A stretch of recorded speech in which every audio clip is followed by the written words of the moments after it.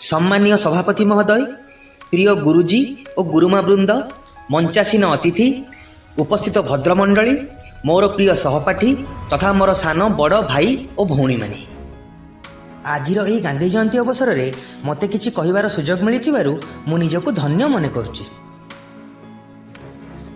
आज हेउछि सेही महापुरुषଙ୍କ जन्म दिवस जी बिना अस्त्रे बिना शस्त्रे स्वाधीनता आनी देथिले, जी सत्य और अहिंसार पाठ पढ़ाई, जहां बाणी थिला वज्र सदृश, जी सत्य और अहिंसा बल विश्वर शक्तिशाली ब्रिटिश साम्राज्य भारत को आजाद करथिले।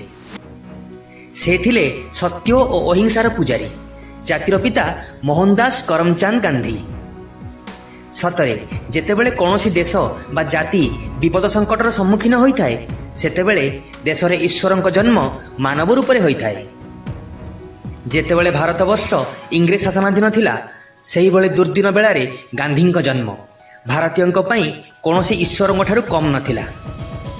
महात्मा गांधी आम भारत देशर जड़े महान स्वाधीनता संग्रामी थिले। से 2 अक्टोबर 1869 गुजरातर पोरबंदर ग्राम में जन्मग्रहण करथिले। गांधी पिता नाम करमचंद गांधी एवं माता नाम पुतुलीबाई थिला। गांधी संपूर्ण नाम थिला मोहनदास करमचंद गांधी। आमे तांकु बापू एवं जातिर पिता भाव में जानू। ब्रिटिश शासन भारतर स्वाधीनता सफल अभियान नेतृत्व एवं समग्र विश्व में नागरिक अधिकार और स्वाधीनता गतिविधि को प्रेरणा देथिले। आम देश को पराधीनतार मुक्त करने से असहयोग आंदोलन, लवण सत्याग्रह, भारत छाड़ आंदोलन नेतृत्व नहीं। सत्य और अहिंसा मार्ग में परिचालित होई से आम देश को स्वाधीन करने को आप्राण उद्यम करथिले। एथिपाई तांकु बहु कष्ट सहिबा सहित जेल दंड मध्य भोगिबाकु पड़िथिला। तांकर बलिष्ठ योगदान और त्याग पई आज आम स्वाधीन भारतर नागरिक रूपे परिचित।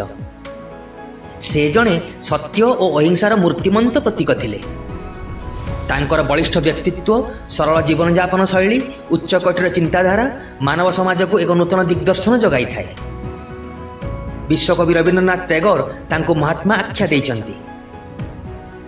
शेष एतिकी कहिबी, आम जातिर पिता महात्मा गांधी को आदर्श रूपे ग्रहण करी आमे तांको मार्ग में परिचालित हेले आमे जणे भल मनीष होई परिबा। रघुपति राघव राजा राम, पतित पावन सीताराम। मु एतिकी कही मो वक्तव्य शेष करुछि। जय हिंद, जय भारत।